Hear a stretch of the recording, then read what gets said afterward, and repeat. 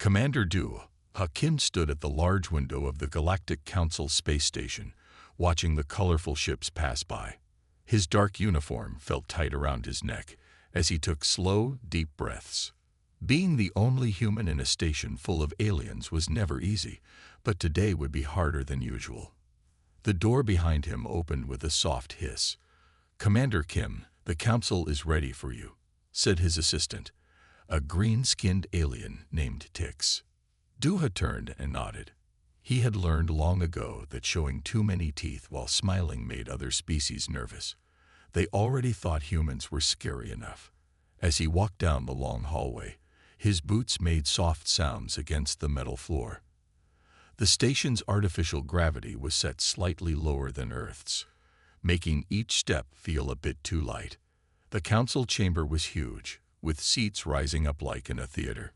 Hundreds of different alien species sat in their places, all looking down at the single podium where Duha would stand.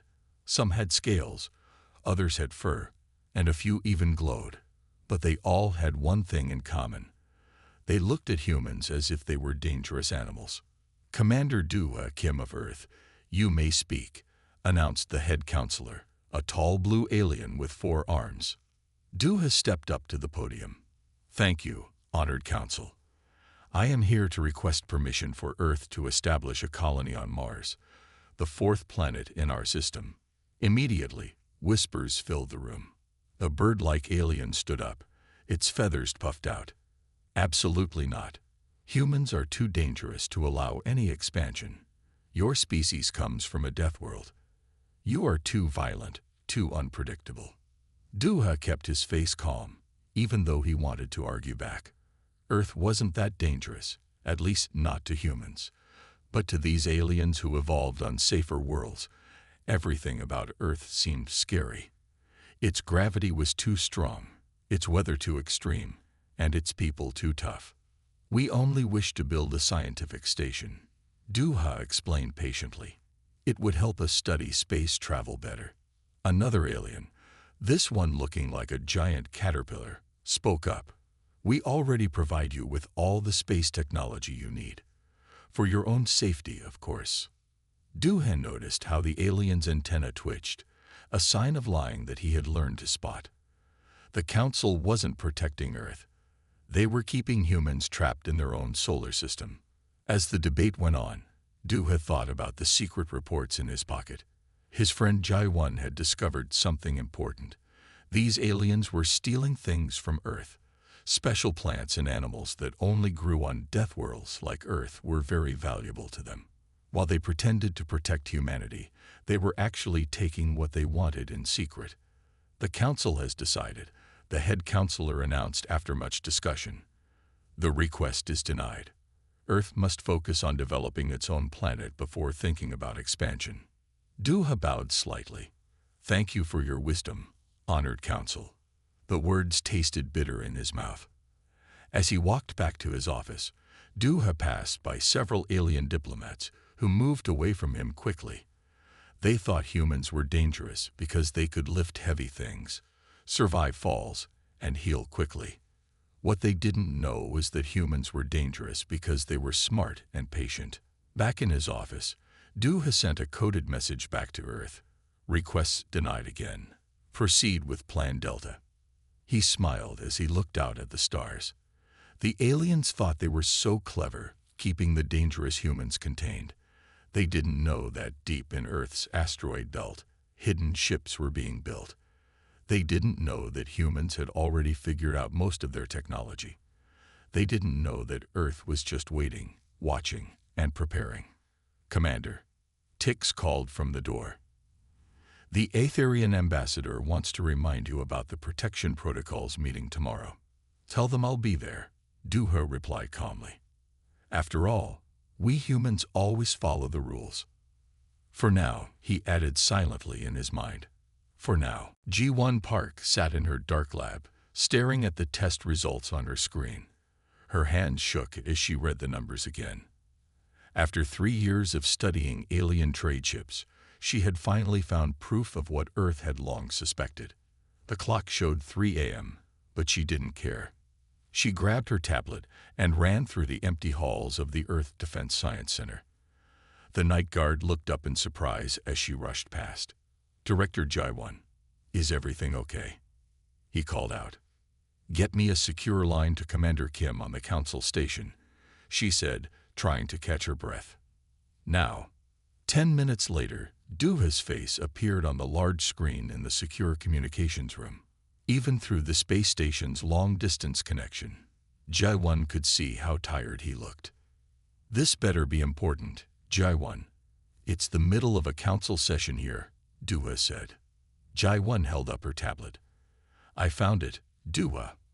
I found what they're stealing." She sent him the data files. "Those protection ships that patrol our system. They're not just watching us. They're harvesting things." Duha's eyes widened as he read. "Are you sure about this?" "Look at the molecular patterns," Jaiwan pointed out. "Earth plants and animals have special proteins that can only form under our gravity. These same proteins are showing up in alien luxury goods, medicines, and military equipment. They're taking our biological materials and getting rich from them." Duha's face turned hard. "How long?" "Based on market data, at least 50 years, Jaiwan said. "Remember that meteor shower last month? Those were collection pods. They drop down at night, take samples, and leave before morning." The commander was quiet for a long moment. "Send this to Hanul at military command. And Jaiwan." He paused, looking serious. "Watch your back. If they find out, you know." "Already done," she said. "I've got security teams watching my lab." "But Duha, there's more." She pulled up another file. "These aliens think we're just strong brutes who got lucky with tool making. But look at these test results. Human DNA can adapt to changes faster than any known species. That's why Earth life is so valuable to them. We don't just survive on a death world. We thrive on it." A small smile appeared on Duha's face. "So that's why they're so scared of us leaving Earth. They're not protecting the galaxy from us. They're protecting their secret," Jaiwan finished. "And their profit." The screen suddenly flickered with static. Jaiwan heard Duha curse. "Someone's trying to listen in. We need to stop." The connection cut off. Jaiwan quickly saved everything to her secure drive and deleted it from the main system. As she walked back to her lab, she noticed how quiet the building felt. Too quiet. Inside her lab, something was wrong. Her papers were slightly moved. A chair was not where she left it. Someone had been here. Jaiwan pulled out her phone and pressed the emergency button. Within seconds, heavy footsteps approached her lab. But instead of the security team, 3 aliens walked in. They looked almost human, except for their gray skin and 2 large eyes. "Dr. Park," one said smoothly, "we need to discuss your recent research." Jaiwan backed up against her desk, her hand finding the small button hidden underneath. "I don't think we do." The alien stepped forward. "Your work is causing concerns. Perhaps we could." A loud alarm suddenly blared through the building. Metal shutters slammed down over the doors and windows, trapping the aliens inside. Jaiwan smiled as she heard the security teams approaching. "You know," she said to the surprised aliens, "for people who think humans are just stupid brutes, you're not very smart. Did you really think we wouldn't have security measures?" The door burst open and armed guards rushed in, weapons raised. The aliens raised their hands, realizing too late that they had walked right into a trap. Jaiwan picked up her tablet. "Now let's talk about those collection pods you've been dropping on our planet. I have so many questions." Hanul Lee stood in the secret control room deep under the Rocky Mountains. Around him, massive screens showed hundreds of dots moving through the solar system. Each dot was a ship, but not the simple vessels Earth showed to the galaxy. These were Earth's real fleet, hidden in plain sight. "Status report," he ordered, his voice firm but calm. "All ships maintaining position in the asteroid belt, sir," replied his assistant. "The alien patrols still think they're just rocks." Hanul nodded. For 10 years, they had hidden their advanced ships inside hollowed-out asteroids. The alien sensors couldn't tell the difference between a rock and a ship covered in rock. It was a simple trick, but it worked perfectly. His phone buzzed. It was a message from J1 about her discovery and the alien intruders. Newell's face darkened as he read about how the aliens had been stealing from Earth. "Call Commander Duha," he ordered. "Secure line, maximum encryption." Duha's face appeared on the main screen. He looked worried. "Newell, I assume you got G1's report." "Yes. The aliens tried to grab her, but our security caught them." Newell pulled up a map of the solar system. "It's time you saw what we've really been doing out here." Duha's eyes widened as Newell showed him the hidden fleet. "How many?" 500 ships, all better than anything the Council races have," Newell said proudly. "While they thought we were struggling with basic spaceflight, we were building these. Our engines are faster, our weapons are stronger, and they don't know about any of it." "How did you hide all this?" Newell smiled. "Remember those failed rocket tests? Each explosion covered up the launch of a real ship. Those mining operations in the asteroid belt. Actually shipyards. Even the workers don't know. They think they're building mining equipment." Duha leaned forward. "Are they ready?" "Been ready for 2 years," Newell replied. "Just waiting for the right moment.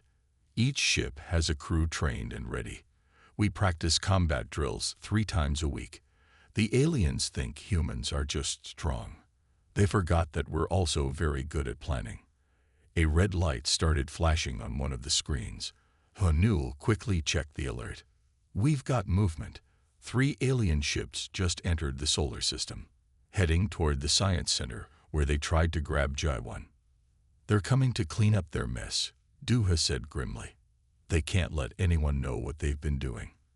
Newell pressed a button, and the map zoomed in on the approaching ships. "Want to show them why that's a bad idea." Duha thought for a moment. "Do it, but no killing. Just show them what we can do." Newell turned to his crew. "Launch Operation Silent Thunder. Target engines and weapons only. Let's show these aliens what a Deathworlder can really do." The control room burst into action. On the screens, dots of light began moving out of the asteroid belt. 3 ships, each one bigger than anything Earth was supposed to have, powered up their engines. "Sir," one of the operators called out, "alien ships are scanning the area. They haven't noticed our ships yet." "Of course not," Newell said with a small smile. "Our stealth technology is better than theirs, another thing they didn't think we could make." The alien ships moved closer to Earth, probably feeling very safe. They had no idea they were being surrounded. Newell watched as his ships got into position. "All ships in position," the operator reported. "Ready on your command." Newell looked at Duha's image on the screen. "Last chance to back out." Duha shook his head. "They came to our home. They tried to hurt our people. They've been stealing from us for years. It's time they learned that humans aren't just strong. We're smart, we're prepared, and we're done playing nice. Send the message," Newell ordered. Across space, 3 of Earth's most powerful ships appeared around the alien vessels, weapons ready.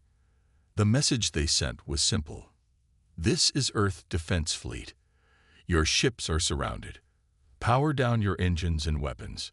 We need to talk about those collection pods you've been dropping on our planet." Duha Kim walked into the Galactic Council chamber with different steps today. Gone was his usual careful walk. Now he moved with purpose, his head held high.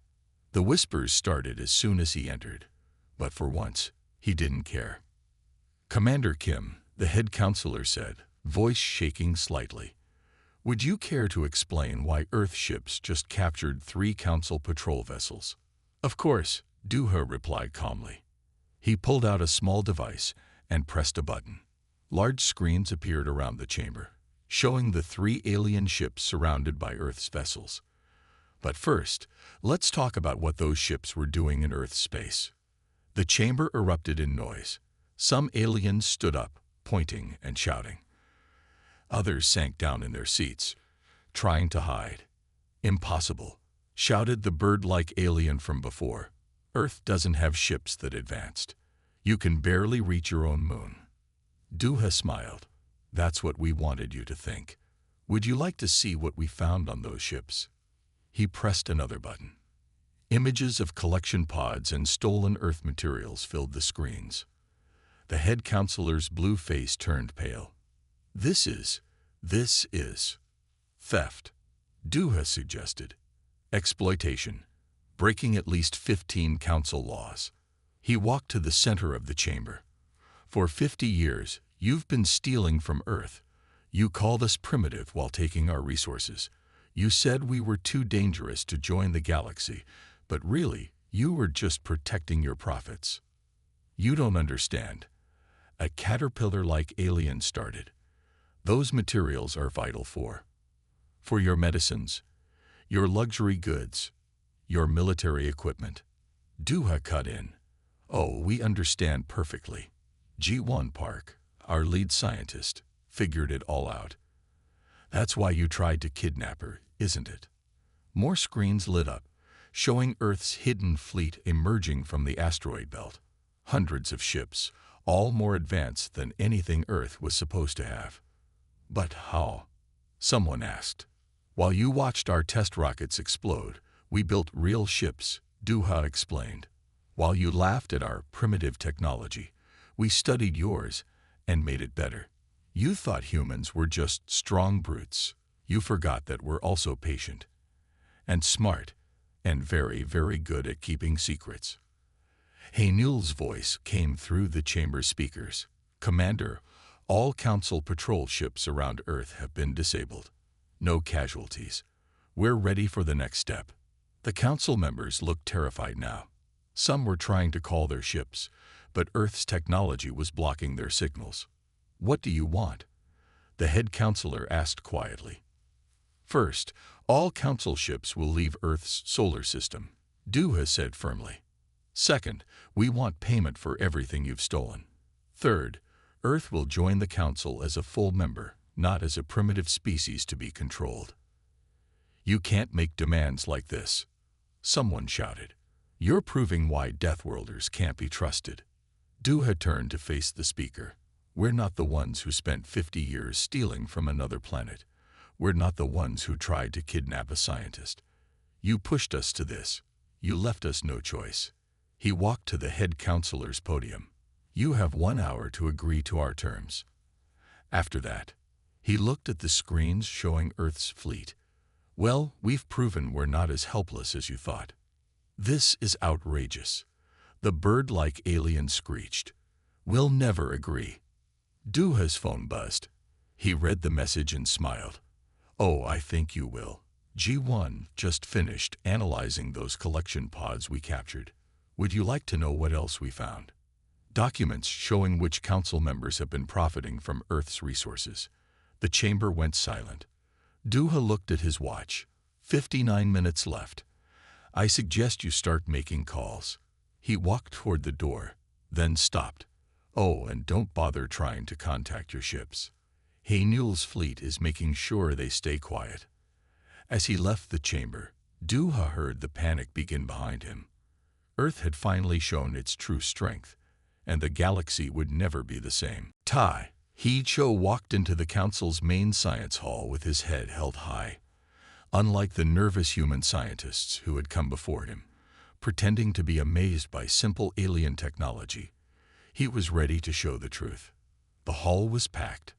After Earth's show of force, every important alien scientist had come to see what else humans had been hiding. Ambassador Xil of the Aetherian Empire sat in the front row, his crystal-like body reflecting the room's lights. "You may begin, human," Xil said coldly. Tahi stepped onto the platform. "Thank you, Ambassador. Today, I'll show you why taking Earth's resources was a waste of time." He pulled out a small black cube from his pocket. "You could have just asked us to make what you needed." He placed the cube on the floor. It floated up and expanded into a large screen. Gasps filled the room. This technology was far beyond what Earth was supposed to have. First, let's talk about your ship's engines, Tahi said.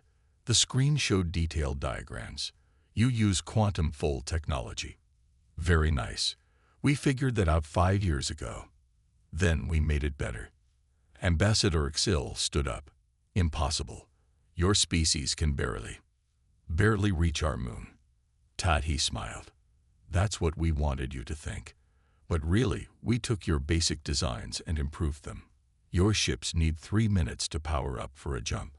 Ours need 30 seconds. He changed the display. Next, those healing medicines you make from Earth's plants. Yes, they're powerful, but you're processing them wrong. He showed a new diagram. Our way is 30% more effective. We could have shared this. Instead, you chose to steal. The alien scientists were taking frantic notes now. Some looked excited, others looked scared. Tahi enjoyed both reactions. But here's the most interesting part, he continued. Those special proteins you harvest from Earth life, we can make them in labs now. Better, cleaner, and cheaper than stealing them from our planet. Ambassador Xil's crystal body turned a dark red color, a sign of anger or fear. Tahi wasn't sure which. Why are you telling us this? Because you need to understand something, Tahi replied. Humans aren't just strong because we come from a high-gravity world. We're strong because we never stop learning, never stop improving. He brought up more images, Earth's hidden shipyards, advanced laboratories, new technologies that made the alien scientists gasp. While you watched us pretend to struggle with basic spaceflight, we built all this. While you thought we were in awe of your technology, we were making it obsolete. An alien with tentacles raised one limb. But why hide it? Tahi's face turned serious. Because you gave us no choice. You called us dangerous, primitive. You said we needed to be contained. So we let you think you were succeeding. It was easier that way. He walked to the edge of the platform. But now you know the truth. Earth doesn't need your protection. We don't need your permission. And we definitely don't need you stealing from us. The screen showed one final image. Earth's fleet, now positioned throughout the solar system.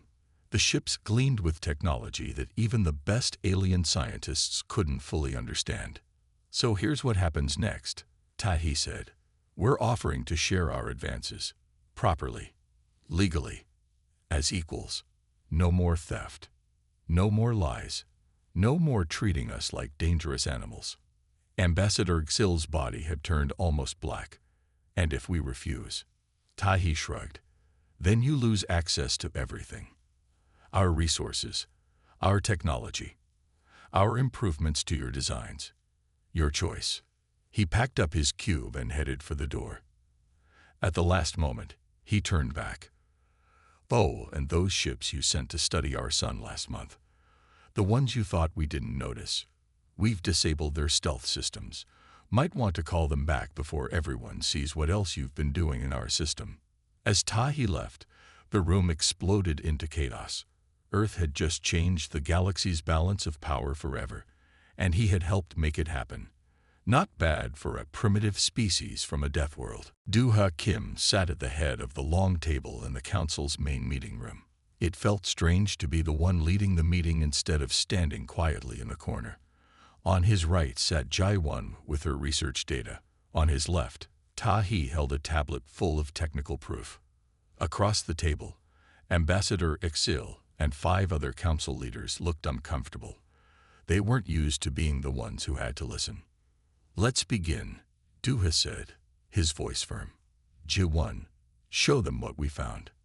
Jai-Won pressed a button.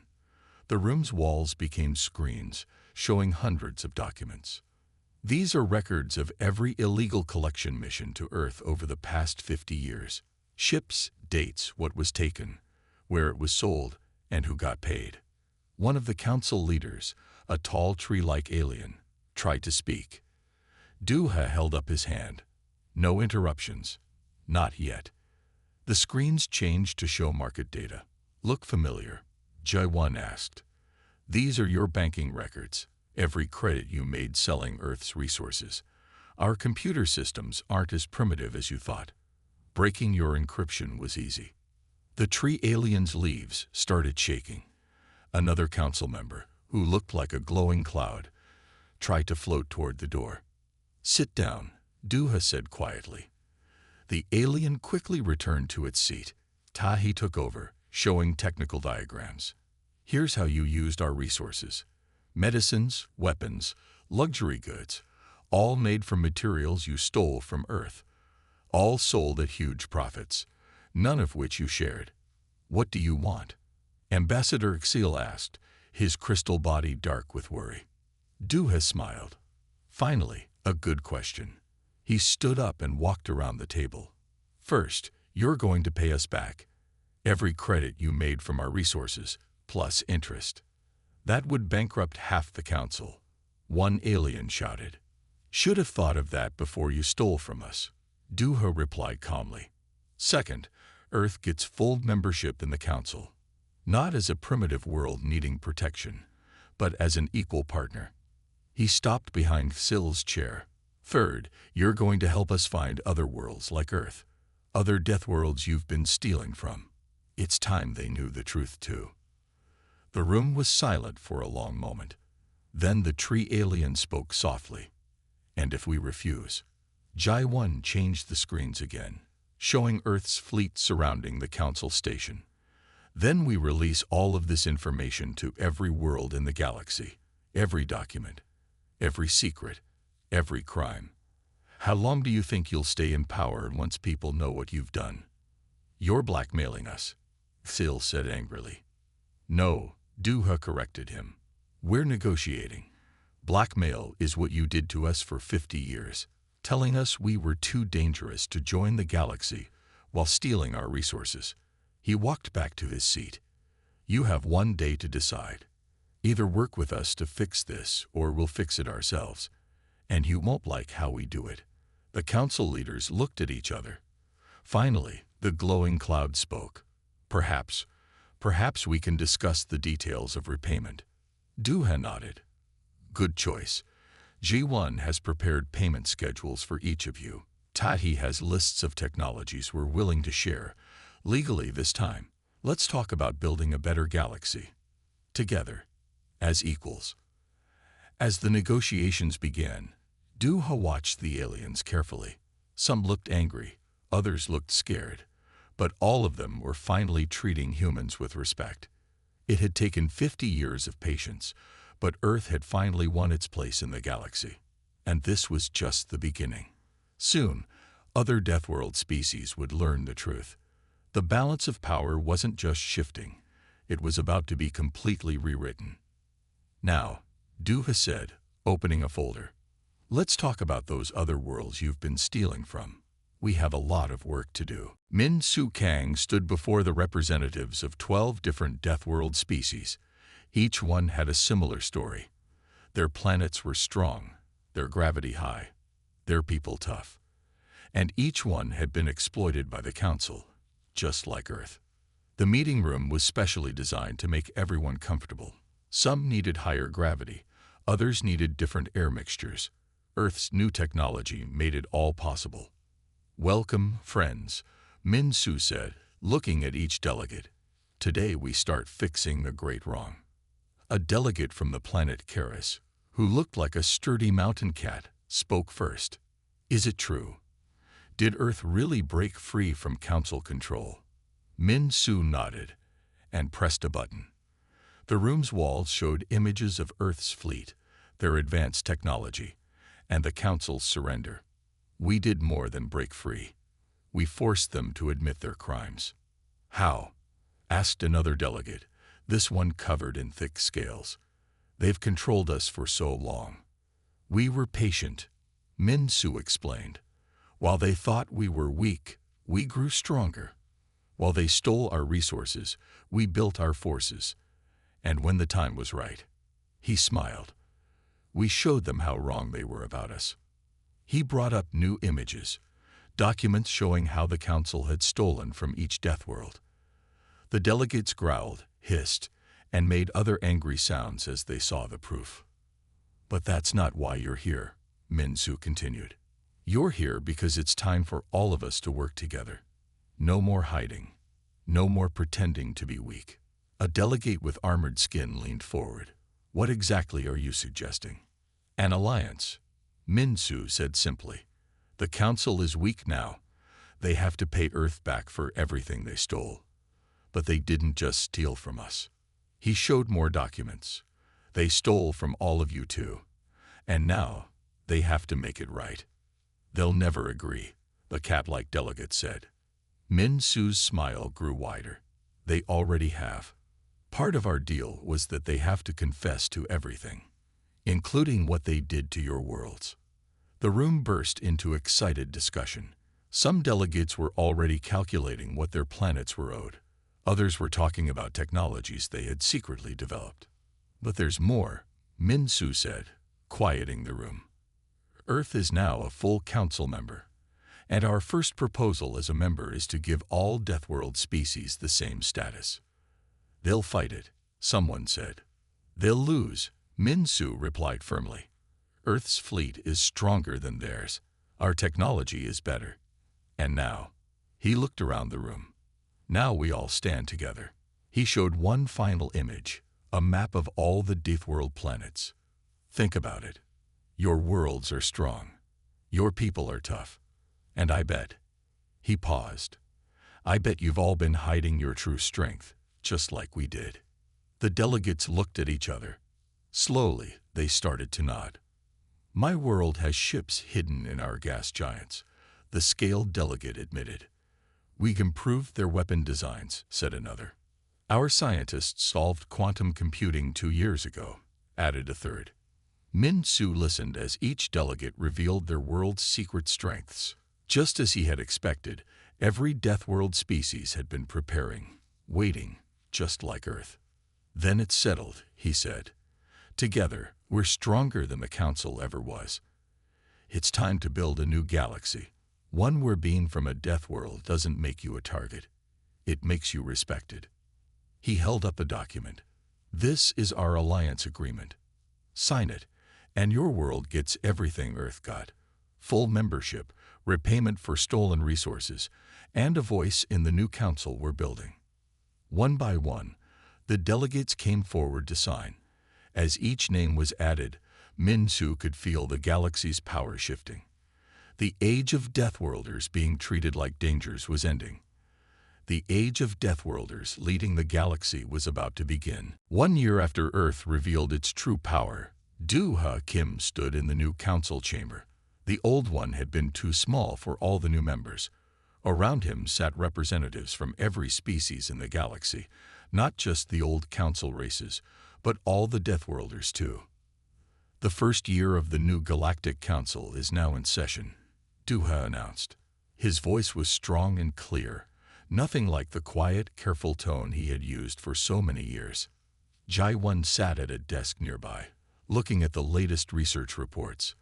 Thanks to open sharing between worlds, science was moving faster than ever. Tahi worked with a team of aliens at another station, teaching them about Earth's improved technologies. Min-Su smiled from his seat, surrounded by other Deathworld representatives. Their alliance had grown stronger every day. Each world had shared its secrets, its advances, its strength. Together, they had changed everything. First order of business, Do-Ha said. The payment program. Ho Newell, watching from a screen showing Earth's military command, nodded. The old council races had paid back almost everything they had stolen. Some had tried to cheat, but Earth's hidden fleet made sure they followed the rules. All scheduled payments have been made, reported a tree alien, leaves shaking slightly. The final transfers to the Deathworld worlds will be complete by next month. Good, Do-Ha said. Next item. Technology sharing. Tahi stood up. The combined science teams have made amazing progress, mixing Earth's improved engines with Kara's gravity control and Zorn power systems. He showed a diagram of a new ship design. We can now travel twice as fast using half the power. The chamber filled with excited talk. This was how things should have been from the start. All species working together, sharing their strengths. Security report, Duha called out. Haynul's image smiled. Nothing to report. The Joint Fleet patrols are working perfectly. No piracy, no illegal mining, no unauthorized collection missions. He looked at the old council members. Amazing what happens when everyone follows the rules. Ambassador Xil, his crystal body now a humble blue color, spoke up. The trade networks are also running better than ever, when you don't have to hide shipments or pay bribes. Funny how that works, Duha said dryly. Everyone knew what he meant. The old council had made everything harder with their secrets and lies. The new way was simpler, better. Final item, Duha announced. The exploration program. This was his favorite part. On a huge screen, images appeared of new worlds being discovered. Earth ships flew alongside vessels from other Deathworlds, exploring the galaxy together. We found 3 more potential Deathworld species, Min Su reported. Young civilizations, just starting to reach for the stars. This time, he looked hard at the old council members. This time, they'll be welcomed properly. Duha nodded. This was what victory really looked like. Not just Earth winning its freedom, but changing how the galaxy worked. No more stealing. No more lying. No more treating any species as too dangerous to trust. Before we end today's session, Duha said, I want to remind everyone of something.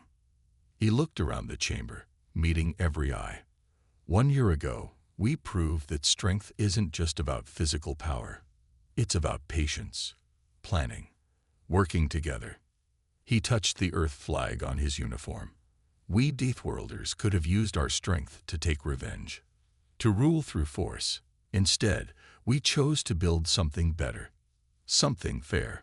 The chamber was quiet. Even the old council races were nodding. That's the real lesson, Duha finished. True strength isn't about who's the toughest. It's about who's wise enough to use their power to help others, to make things better for everyone. As the session ended, Duha looked out at the stars through the chamber's huge window. Somewhere out there, new civilizations were growing, reaching for the stars. When they arrived, they would find a very different galaxy than the one Earth had faced. They would find a galaxy ready to welcome them, ready to help them grow. A galaxy where being strong didn't make you feared. It made you part of something greater.